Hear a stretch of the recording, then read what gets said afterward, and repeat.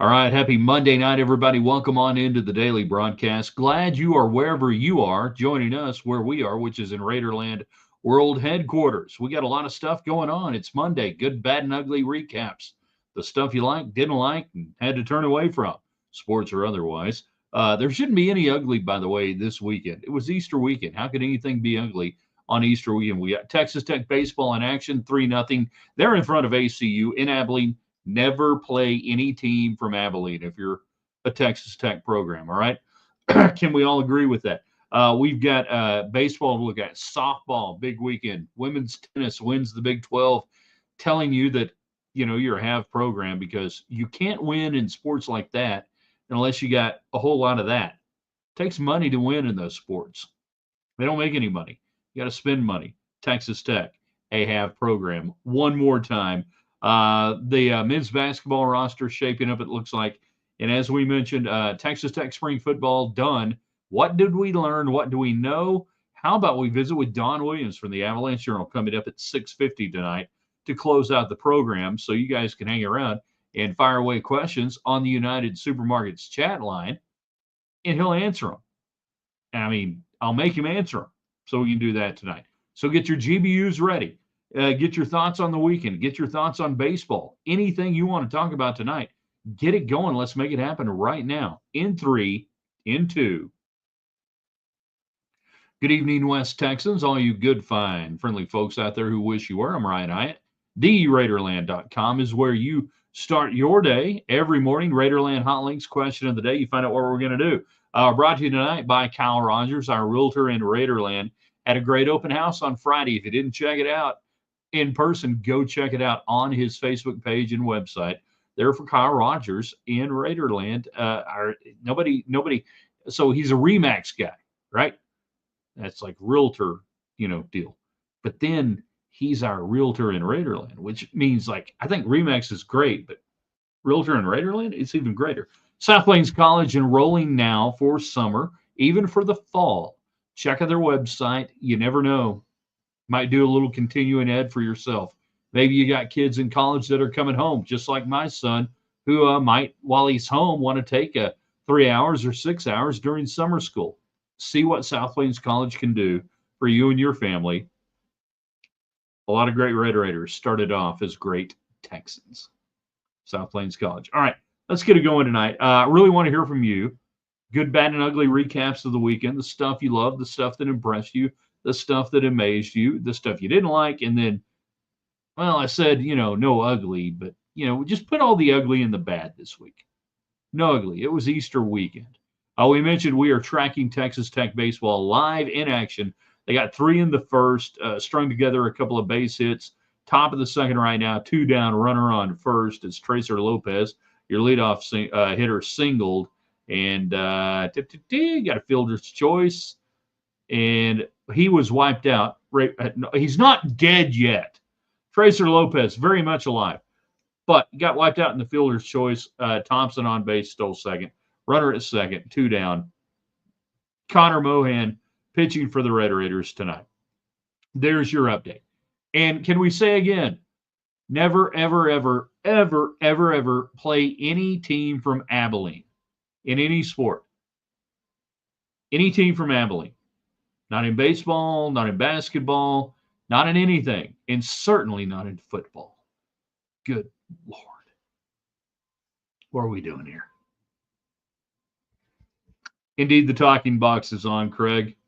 For those who know, they know. Alan jumps in on our YouTube channel, Ryan Hyatt's Raiderland on YouTube. Doesn't cost anything. I got to believe that there are 50 people out there tonight that will drive us over the 500 mark in subscribers. That I got to believe 50 people tuning in tonight, whether it's on YouTube, and you're probably already there, but if you hadn't subscribed, subscribe. Certainly on Twitter X, where we've got over 7,000 subscribers, and on our Facebook page, another 1,700 or so. I got to think there's 50 of you out there that are going to go there tonight and drive us over 500. That would be awesome. If you want to do stuff for us, that helps our advertisers, like Kyle Rogers, our realtor in Raiderland, like South Plains College, like United Supermarkets, where you got all of your Easter stuff. I got to think it's possible. Good deviled eggs? No, not for me, but good for my son and my cousin-in-law, Craig, who went just to town yesterday on some deviled eggs at lunch, and it was a big old thing, a platter specifically designed to hold deviled eggs, and there was a mess of them on there. And when we got ready to leave, there was like 2 left. And then my son had to drive home after all that by his lonesome in his truck. And as he was leaving, said that might not have been the best decision I made all day. Bad, says Alan, on Good, Bad, and Ugly. Feckless Major League Baseball replay, the Rangers game yesterday. Brutal. Brutal call it second. And the ugly, losing my self-respect after Easter dinner. I don't even want to know. Meanwhile, another one, YouTube Strong tonight. Good, Dallas Stars forcing another game 1 in the playoffs.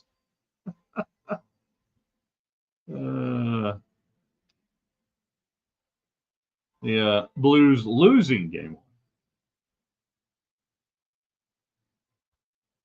I am and I hate to admit this, because at one time I was as plugged into the NHL as anybody was. I truly was. Going to games, plugged in, and I am as unplugged from the NHL as I have been since prior to 1994, I would say.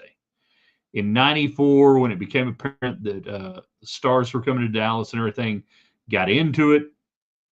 And really, when the Cotton Kings were here, really learned the game. I feel like I know more about the game than a lot of people around West Texas. That's not bragging or anything. It's just, I mean, I worked for the Cotton Kings organization for about 9 months doing special projects, which is another story for another night.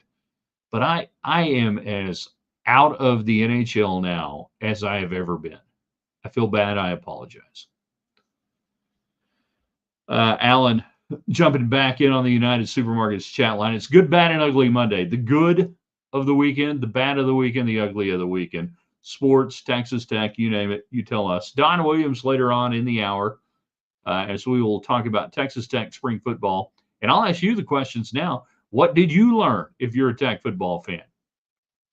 We have a topic here in just a second that you may want to sink your teeth into. Jeff, you are the thief of joy. Go Stars, go. All right, so I'll give you a couple of good, bad, and uglies. Peyton Schultz over the weekend, good. He gets his first start on Saturday in the third game of the series at Arizona State. He goes 20 for 25 with 8 home runs. It was incredible. Nigeri Kennedy, the series at Arizona was why you paid her $1 million to come pitch at Texas Tech and come play at Texas Tech. That was the weekend. The one team maybe that could threaten Tech for the Big 12 championship. She pitches 17 of 18 innings over the weekend. She is nails in the finale on Saturday evening on ESPN2, on the TV, with the recruits watching and seeing Texas Tech winning at one of the all-time blue blood programs in college softball, which Arizona is. And you take 2 of 3. That moment, that weekend, that woman right there looking at Nigeri Kennedy, that's why she was brought into Tech. And she delivered, and I believe she is now the nation's leader in ERA. Absolute good. Bad. Out of the Big 12, Colorado, retiring jersey number, Shadur Sanders, please. And again, I'm not going to do an ugly this week because it was Easter weekend. Nothing could be ugly on Easter weekend. I'm not going to do it. All right, so our Twitter people, where are you? Our Facebook people are usually coming in pretty strong by now. Craig was in early. Our Facebook people are usually jumping in on the United Supermarkets chat line. I know it's Monday. I know we're a little out of sorts maybe after the Easter weekend and getting back in, but come on now. Let's make it happen. And Don Williams will join us in about 11 minutes, give or take. Texas Tech and ACU, bottom of the second, 3-0 Texas Tech in baseball. Can we all agree never play Abilene schools in anything if you're Texas Tech? Can we do that? Do we spend more NIL money in softball on one player than we do on all of Tech baseball? No. Tech baseball is spending a lot of NIL money. Learned football needs opponent. Who did we lose? Did we lose an opponent today? I missed it. I really did. I've been busy all day. Did we lose an opponent? Don Williams. That's actually a Broadway play when you spell it that way. Don Williams. There was spring football. They had practices. People practiced. Then they didn't. Then they didn't play a game Saturday. They had a scrimmage, and then they did stuff. Yeah, spring football. Spring portal, maybe more like it. And we'll also visit with Don about the portal. The portal giveth, the portal taketh away. If you looked at the names in the portal leaving, and none of them made you say, oh, I know that guy, or, oh, wow, we can't, and yeah. There you go. Chris, I feel old. Don was a mainstay even when I was there in 87. Yeah, Don was a youngster. Now in 87, hold on a second. In 87, I'm not sure if he was at the AJ yet or if Don Williams was still as a senior at the University Daily. Jeff, I'm still on the basketball high. The basketball high continues on. They just keep getting players. High school players of the year out of Minnesota. They keep adding talent. The net upgrade in talent for basketball, I think, is fairly significant right now. I really think it is. And that is okay, Darian Williams, you can come back on a reduced salary. I mean, this is all in NBA, Major League Baseball, NFL. It's all pro sports now. That they have out-recruited the previous roster, in my opinion, at this time. In an upgrade for upgrade slot, you still have scholarships left, and you still got cap money left. Oh, wait, there is no cap, which means you have plenty of money to spend on whoever you want to spend. Get you a point guard, get you a backup big, or a great big. I mean, those would be the two things if I'm doing basketball right now, and I'm assigning value to position. If you got a pure passing point guard or a guy that you feel really good as a distributor, you'll get that guy.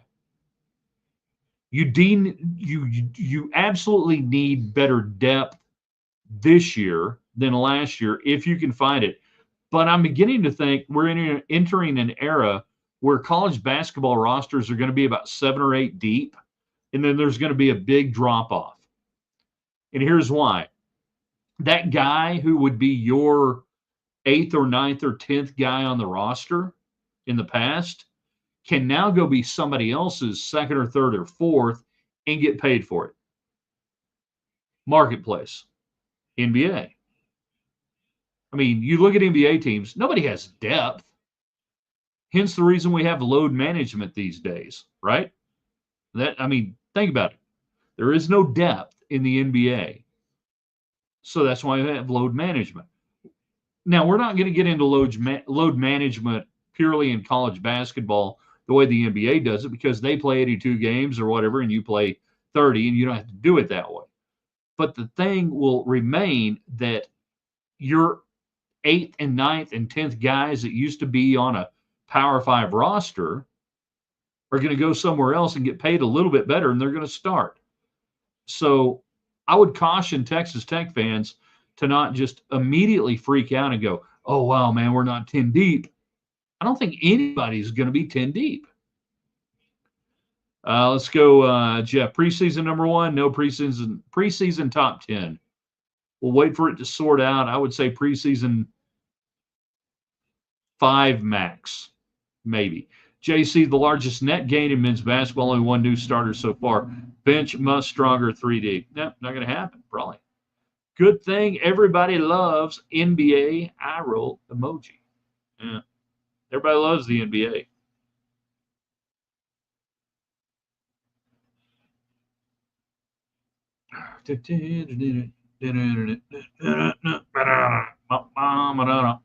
Top of the third, it is 3-0 Texas Tech.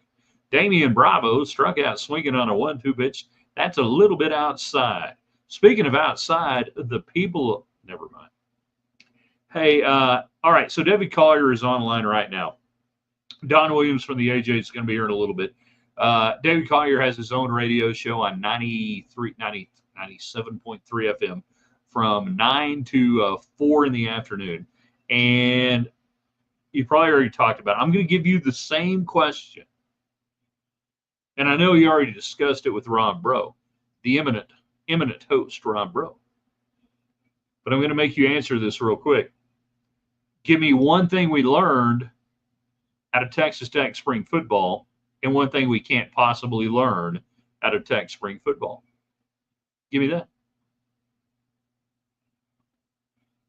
Jeff says the morning take was spot on about having being one of the halves based on lesser sports success. Thank you very much.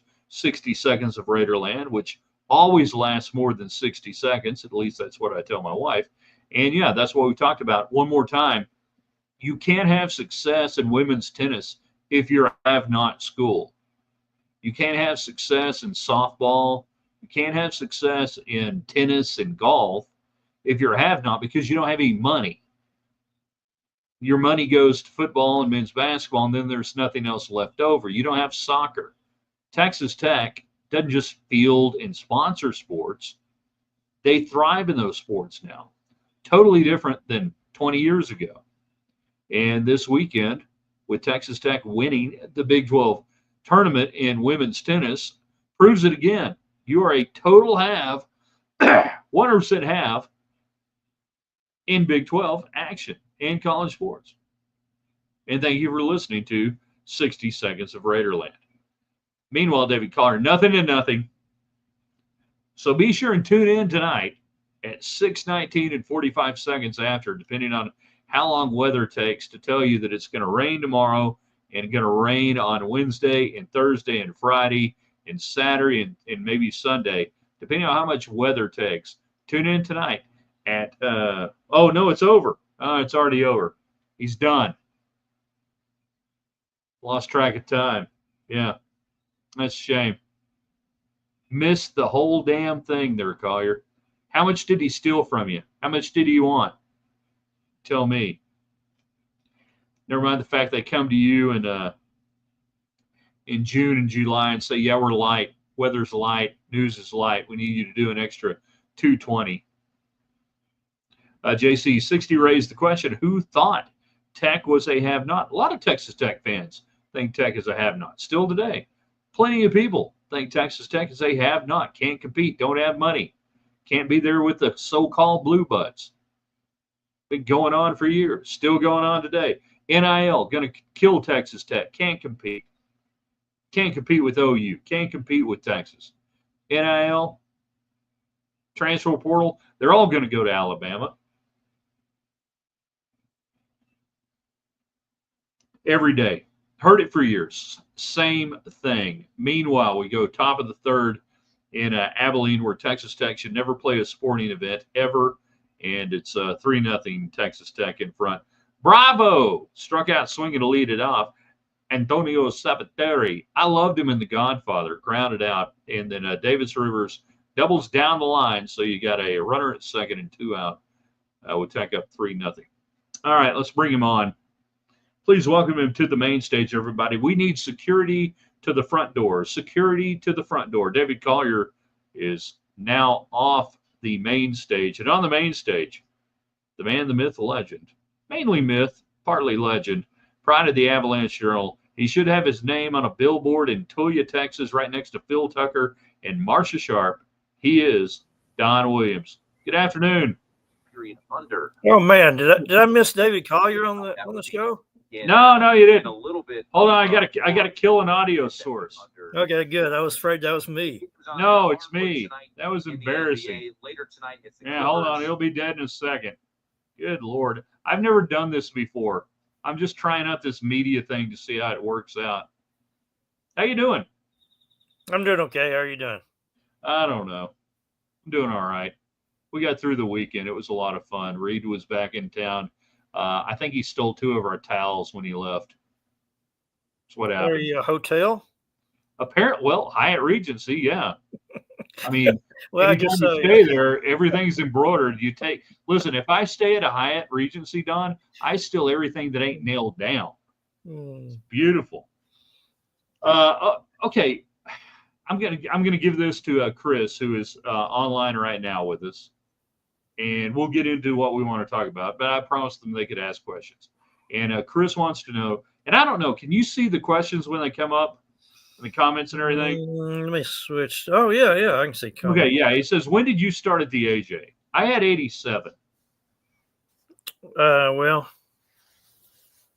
full time in May of '88. So coming up on full time May of '88, coming up on 37 years. But also interned at the AJ in the summer of 1986, and then covered Friday night football games, high school football games, Friday night football, pretty much every Friday night in the 1986 and 1987 seasons while I was working at the UD. Yeah, because I knew it merged when I started at Tech and you were leaving Tech. So I can remember if there was a year in between there or not. All right. Hey, I was back during the days where you were doing PA at O'Banion Field and Michael Mann was making fun of your pronunciations. Of Carabajal? Yeah, Michael Mann. Michael, his real name was Michael Plainsman. Oh, that's the allegation. Coronado people, huh? He was Michael Plainsman, is what we called him over there at Coronado.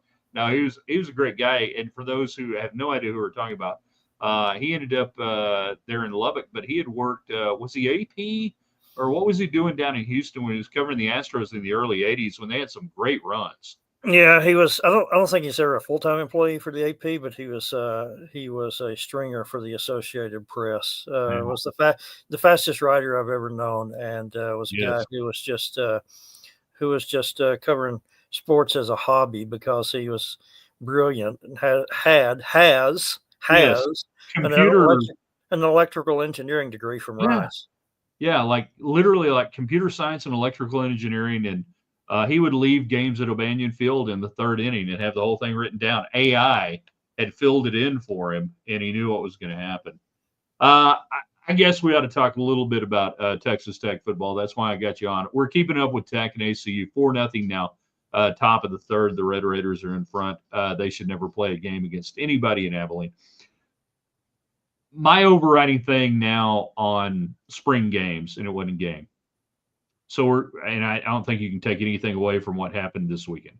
But the overriding picture of spring football, what do you think you know more now about Tech football than we did a month and a half ago? And what did we not learn? And then we'll get into the portal aspect. But first off, just on field, what do you think you learned? Well, frankly, I don't know that I learned a whole lot because the important thing to know about spring football is how it's changed from the years that we were just talking about a moment ago, where you could actually go out and watch spring football back then.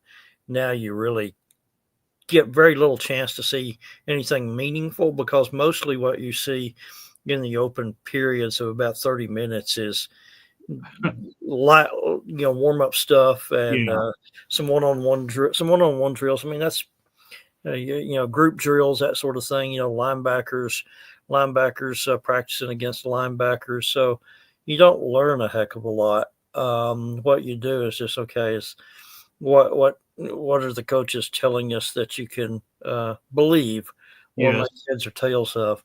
And here's another thing about spring practice is you don't get as much contact by NCAA rule as you used to get. So for safety's sake and to limit injuries, I think I guess the main thing you learned is it seemed like they did seem happy with all the transfer guys that they have gotten, that which doesn't really strike you as all that surprising. I would expect them to say they're happy with all these transfer guys that they've gotten. I do Can't believe we spent this much money on this guy. Yeah. Pardon?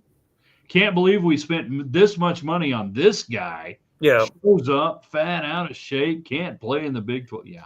I think the main thing I don't know that we learned, but I think there's one or two concerns, though, or one concern in particular, and that is that all of your primary weapons in the passing game missed all or most of the spring because Brad Morton was out the entire spring. Let me think. Koyeki and Caleb Douglas missed most of the spring, and Reggie Virgil missed about half the spring. And so that's your starting quarterback and your top three receivers. To what extent can they make up for that lost time come June and July? Joey McGuire expressed confidence that they can make up for that lost time, and there's some validity to that because Morton and Aiken and Douglas have already worked together in the past and done so successfully. So but still, the fact that your main guys weren't out there for all or most of the spring in the passing game is that's not ideal, especially considering that you're not running the same offense. You're running the offense of a new offensive coordinator. It'd be one thing if they're running jumping back into Zach Kitley's, but they're not jumping back into Zach Kitley's. They're jumping into Mac Leftwich's. And the other thing I think is just because you took what's now 18 guys who came from, we're talking about the transfers again, 18 guys who came from 17 different schools, I believe, if I remember correctly.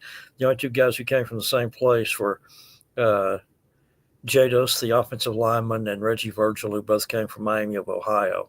I believe everybody else was from a different place. And so particularly as it relates to offensive linemen, especially maybe to a lesser but also to, defensive linemen and secondary, you're talking about bringing in almost an entire new group of starters, in some of those places. And so how much can you gain and how much is there still to do?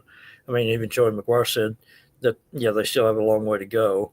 But how much can you gain in 15 sessions of spring ball? Again, given that some of those you don't have live contact. Yeah. Don Williams, our guest right now from the Lubbock Avalanche-Journal, at AJ_Don Williams on Twitter. If Spike were hanging out with us tonight, Don, he would want to know your thoughts on the kicking game. How do you feel about the kicking game right now for Texas Tech? Is that a concern? I think you kind of go back to, Upton Bellefont's a new kicker. He made 18 of 21 last year. So he's done it before. And they haven't changed the width or anything where he was doing it, right? Same width on the field goal, right? I don't want to derail us about telling the old Spike Dykes Jim Wacker story, but no, the goalposts are still the same width. So I think you kind of write it off to a bad day. I don't know. Yeah. Again, if you can believe what Joey McGuire tells you, which I think you probably can, they chart all this stuff in the spring. This was maybe the worst, the one bad day that these guys had this spring, and that they hadn't really rang any alarm bells before Saturday. But given that, if you're in a game that the spread is fewer than 7 points, I'm talking about, I guess, betting line. If you're in a game where the betting line is fewer than 7 points in September and October, and the kickers miss 5 kicks, then you're probably going to lose that game. So I guess that's a concern. Yeah, as Jimmy the Greek used to say to Brent Musburger, it's a little bit less than a touchdown, Brent. On this one, I see this one being played out, and there are a lot of those in the Big 12 every week. It seems like, and every week for Texas Tech during the McGuire era. So many close games. Before we get to some more questions here off the, I was going to say, Do we need to get more questions? Because it's 6:58, Ryan. Do we need to take the top of the hour break? No, we're good. I can roll right through it these days. I can tell you that we're brought to you by United Supermarkets and Market Street on the chat line. And Kyle Rogers is our realtor in Raiderland. If you're looking for a great home, buying or selling, he can get you hooked up. And South Plains College tonight, enrollment going on for the summer and the fall. Don, you know this. A lot of great Red Raiders started off as great Texans. The road to Raiderland runs through Levelland. There you go. My sister got a degree from SPC and then before Texas Tech. There you go. See, like Cheryl Swoops, and there's been a few. My family, we were a big Western Junior College Athletic Conference family because my brother went to Amarillo College and Tech. I went to Midland College and Tech, and my sister went to South Plains College and Tech. Y'all are all whack jack. I mean, that's a pretty impressive. Yeah. All right. So before we get there, I want to go back to what we were talking about, the unknowns on the roster and guys that are coming in and everything. It doesn't seem to me. Oh, well, yeah. I grabbed my roster, so I'll remember all the names. There you go. It doesn't seem to me, though, Don, this is a topic unique to Texas Tech. They got to think this is going on all around college football, that their teams are coming out of the spring going, and analysts and everything else are going, we don't know. These guys haven't been here. We got people moving in and out. They haven't played together very long. I can't imagine that it's unique to Texas Tech, what we're talking about today with, just the unknowns of the roster and who's going to do what. No, of course. Yeah, of course it's not unique to Texas Tech. It's schools everywhere are experiencing it. I remember to use a name that maybe is kind of mud in Texas Tech circles, Chris Beard. I remember asking him about adjusting to transfer portal and everything. He said it's not a big deal because we coach in junior college, and in junior college you have basically a new team every year. You have a few guys who are freshmen who are back with you as sophomores, but largely it's half or more new every year. So it's not that big a deal. Now he's talking about from a basketball standpoint. Yeah. No, but I think it resonates though, Don, because I look at over the last year or so, maybe the last year and a half, and preseason predictions on, finish in leagues and football and baseball and basketball. And it's been all over the place on the preseason prediction versus how it finally ends up. We're watching it right now in Big 12 baseball. Go back and look at the Big 12 baseball preseason predictions. Tech was picked fifth and Oklahoma State was picked first. And because nobody knows who the hell's playing. There's no way to do it. All right, I want to go. Let's roll through some great questions and comments, and by that I mean drunken sailors who have gotten onto our feed. Mark's going to lead it off here. Can you ask Don if Speeds is still open? Yeah, I don't know. Not that I know of, but I can't say with 100% certainty. I don't think so. Pretty sure not. Right? I think that whole thing got wiped out by the freeway, didn't it? Yeah, I think so. I'm a homebody these days. True or false? We used to do a show there, and Darvin Ham would come hang out with us. You remember that? It's happened one time, right? Yeah. Nothing better to do that day. Yeah. Jeff wants to know what is Don hearing from other reporters around the country about Tech's recent successes, and I assume that means basketball and whatever we're talking about. I think Tech has gotten people's attention in that they are both are able to spend to attract talent and are willing to spend to attract talent. And I think that's the key to success right at this moment. Exactly. To what extent that'll be true a year or 2 years from now remains to be seen. But I don't think there's any question that the reporters from the national college football reporters in particular, Tech has gotten their attention because of it's basically seemed like if you're on Texas Tech's list, or if you're a portal guy and you're on Texas Tech's list, if Texas Tech wants you, they will get you, because they're simply willing to spend more than other schools seem to be, by and large. Tune into the show Landman, find out how we got our money. All right, JC has one. This is kind of an esoteric what if, but if Tech wins the Big 12 and Morton has a great season, what is legacy in Lubbock?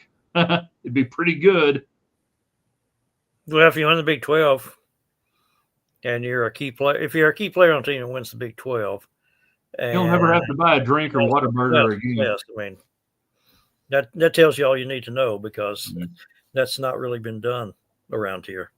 Chris asking, what about defensive line? Size seems better. And I've heard a lot of people say over the last, month or whatever, with some of the transfers coming in, that they just look physically different than what you've had. All right. So they get off the bus first. Well, I need to go back. Are they really that better? I need to go back and look at it, because, like Skylar Gill Howard, he's not bigger than guys that you played at defensive tackle. He's listed at 6'1", 290, and he said he was 50 pounds lighter and a linebacker when he started his college career. Right. Lee Howard, 6'4", 320. Probably, yeah, bigger. A.J. Holmes is listed at 6'2", 6'3", 300. That's not bigger than what you've been playing with at defensive tackle. I don't know. So again, I don't know that the size is necessarily that much different. I think the question is, are you better ability-wise at those positions? And in Howard, you have a guy who is, he's second team All Big 12, guy who has a lot of experience. So that's going to be, at least a.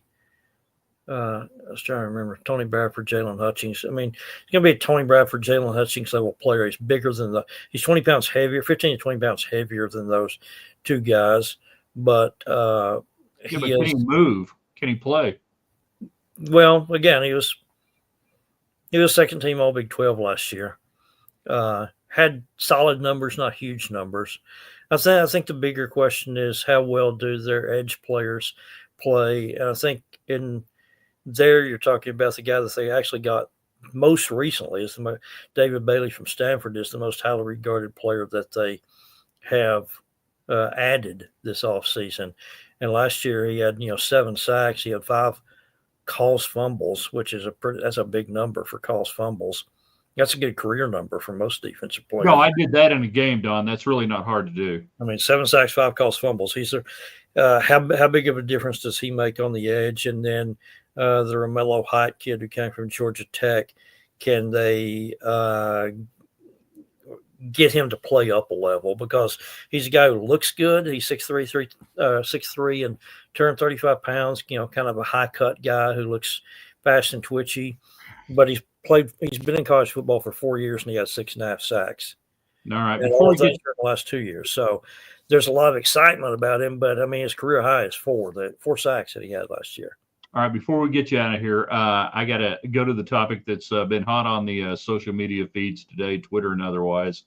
And why would it not be? And my disdain for this kind of thing. But we're going to talk about Micah Hudson on 3 reporting that his new destination is the old destination, which was the destination from the destination he came back from when he went to it after he left your destination.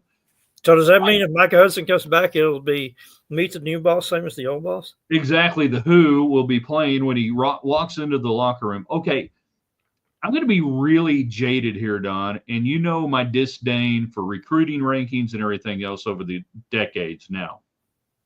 Why should I believe that I should pay attention to Micah Hudson coming back to Texas Tech in any form or fashion and having an impact? Because at this point, I've yet to see anything that makes me think he is an impact receiver at the college level. Well, I think he has impact talent. He showed that a couple of times last year. With the catch that he made at Baylor, obviously, where he goes up, makes a one-handed catch there along the sideline and comes down with it. I think the counter to that, though, is out there in August, and I can show you the videos of him dropping passes that hit him right in the hands. More than other receivers. And he was just a bad combination of circumstances, because last year he had he came in beat up, the knee surgery. And so he really was starting from scratch in August. And then, played 8 games and caught, 8 passes. And so, he was clearly behind those other guys. And despite the clamoring from the fans and the crowd, it's like, you're not better than Caleb Douglas at this point in your career. So we're not going to put you out there in front of him. Yeah, multiple guys that were ahead of you. Multiple guys, yeah. I don't know. And a lot of it is probably not the young man's fault that the projections placed upon him were perhaps unfair and whatever. But in this old reiteration, I'm like, just people relax. If he shows up and he's there, see what happens. And I just described my entire thing with recruiting. So, well, and I think so, particularly with the position that he plays. I tend to agree with you. I mean, if you're a left tackle, you can't just go get if you're a left tackle who is regarded as one of the 2 or 3 best left tackles coming out of high school in the country. Yeah. And you lose him and you don't get him back, then you can say, we can't really just go find another guy. Yeah, there aren't those guys out there. That's 6'6" and 320 and can really light on his feet. You can go find receivers. It's like NFL running backs. It's not a real premium position. Oh, I lied. Because there are so many of them. I just lied. Okay, one last question, all right, before we get going. Great analysis on Hudson.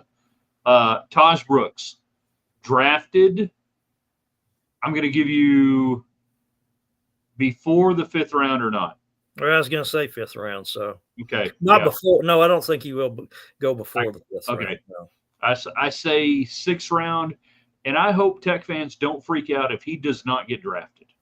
And I hope they don't freak out because, in a way, I almost don't want him to get drafted so he can go free agent route to a team. Pick a team and pick a place with a great offensive line where he can go in healthy and do the most damage. I kind of lean that way for the young man. There's a case to be made there. I guess the counter to that is if you're a free agent, it's like we don't have anything much invested in you, so you're more disposable. But you're right, though. I mean, if he could go, because I think if that scenario were to play out and he were not to get drafted, he would have a lot of offers, I would think. Yes. They'd be on the phone 30 minutes after the draft ends. I mean, 3 minutes after the draft ends. Yeah. He'd have a lot, I think, of places to choose from, so it could work out well that way. But I don't think, though, that'll happen. I think he'll go 5th or 6th round. Yeah, I agree. I think that's going to happen, and I just hope he ends up again in some place that is a good fit for him. Because when you get to that point, it's 2 things: you got to be healthy, and it's got to be a good fit with a good offensive line. If as a running back, if nothing else, it ain't going to matter. All right, this is where you get to tell people how they can find you online, on the internet, in the papers, and all the stuff that you guys are doing this week. The voluminous amounts of content generated by the Avalanche-Journal. NEHA at LubbockOnline.com, and my Twitter account's at AJ_Don Williams. Tell Jeff hello. Thanks for the thanks for there you go. Thanks for the shout out, Jeff. Yeah, reunion show there from Jeff, and I think we got everybody that jumped in here tonight. Hey, man, I kept you long. You knew it was going to happen. I appreciate it, and we will see you soon. And it's, by the way, 5-0 Tech, top of the 4th. You can get back to having to deal with that. I assume you're having to deal with that tonight, right? To some extent, yes. Exactly. No game tomorrow night, though.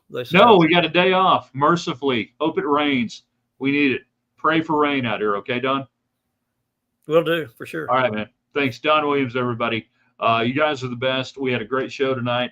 I want you to share it with your friends, invite them in, let them know what we're talking about every night. Thanks to Kyle Rogers, Remax Realty, South Plains College, great sponsor tonight, enrolling now for the summer and the fall.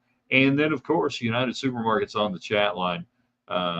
We just can't thank our sponsors too much. Be back with you in the morning, Tuesday's Best, brought to you by Kyle Rogers, in fact, and see what else happens. So we're going to post this up here in just a little bit, share it with your friends, and we're off and running, all right? So we'll see you in the morning at theraiderland.com.